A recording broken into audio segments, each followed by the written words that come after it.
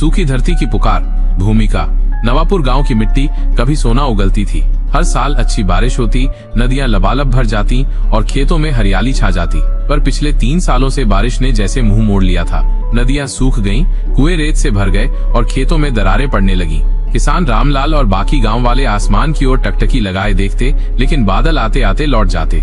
संघर्ष की शुरुआत। रामलाल के पास 4 बीघा जमीन थी, लेकिन बिना पानी के वो बंजर होती जा रही थी। उसके पड़ोसी भी परेशान थे।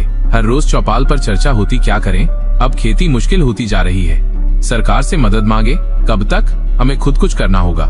लेकिन क्या किया जाए, यही सवाल सबसे बड़ा था। कुछ किसान शहर जाने की सोचने लगे तो कुछ ने खेती छोड़कर मजदूरी करने का फैसला किया। लेकिन रामलाल को अपना खेत छोड़ना मंजूर नहीं था। उसने अपने दादा से सुना था कि कभी इस गांव में कुएं और तालाब हुआ करते थे जो साल भर पानी देते थे। क्या कोई ऐसा उपाय हो सकता था कि बिना बारिश के भी खेतों को सींचा जा सके? नया रास्ता खोजने की कोशिश।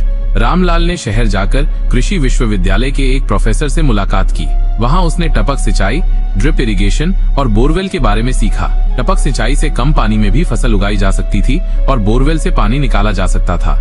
गांव लौटकर रामलाल ने अपनी थोड़ी सी बची हुई पूंजी लगाकर एक बोरवेल खुदवाया। जब पहली बार पानी निकला तो उसकी आंखों में चमक आ गई। अब बारी थी टपक सिंचाई लगाने की। गांव वालों को ये नया तरीका अजीब लगा।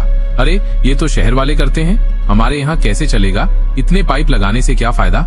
लेकिन रामलाल को यकीन था कि ये तरीका काम करेगा। उसने अपने खेत में छोटे छोटे पाइप बिछाए, जिससे बूंद बूंद पानी सीधे पौधों की जड़ों में जाता था। इससे पानी की बर्बादी भी नहीं होती और फसल को जरूरी नमी भी मिलती रही।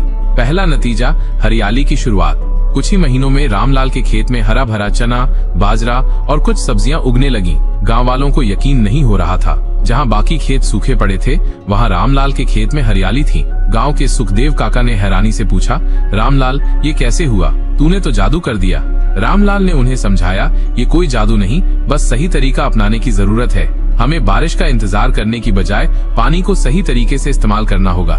गांव वालों का साथ, धीरे धीरे बाकी किसानों ने भी इस नई तकनीक को अपनाने की सोची। कुछ ने तालाब खुदवाने का सोचा, कुछ ने बोरवेल लगवाए और कुछ ने टपक सिंचाई का तरीका अपनाया। गांव में धीरे धीरे पानी की कमी कम होने लगी। जिन खेतों में दरारें थीं, वहां फिर से हरियाली लौटने लगी। गांव की औरतों को भी इसका फायदा हुआ। पहले उन्हें कई किलोमीटर दूर पानी लेने जाना पड़ता था, लेकिन अब गांव में ही छोटे तालाबों और बोरवेल से पानी मिलने लगा।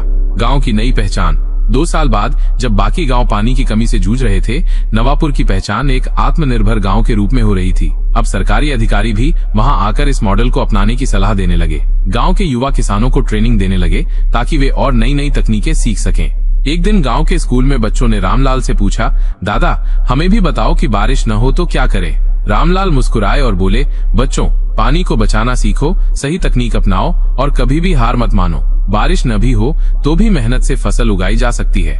निष्कर्ष, सूखी धरती की पुकार सिर्फ एक किसान की कहानी नहीं थी, बल्कि एक पूरे गांव की मेहनत, सीख और बदलाव की कहानी थी। इस कहानी ने ये सिखाया कि अगर इंसान ठान ले तो प्रकृति की मुश्किलों का हल भी निकाल सकता है। सिर्फ इंतजार करने से कुछ नहीं होता, हमें खुद ही समाधान खोजने होते हैं। अब नवापुर के लोग बारिश का इंतजार नहीं करते, बल्कि अपने ही हाथों से हरियाली लाते हैं।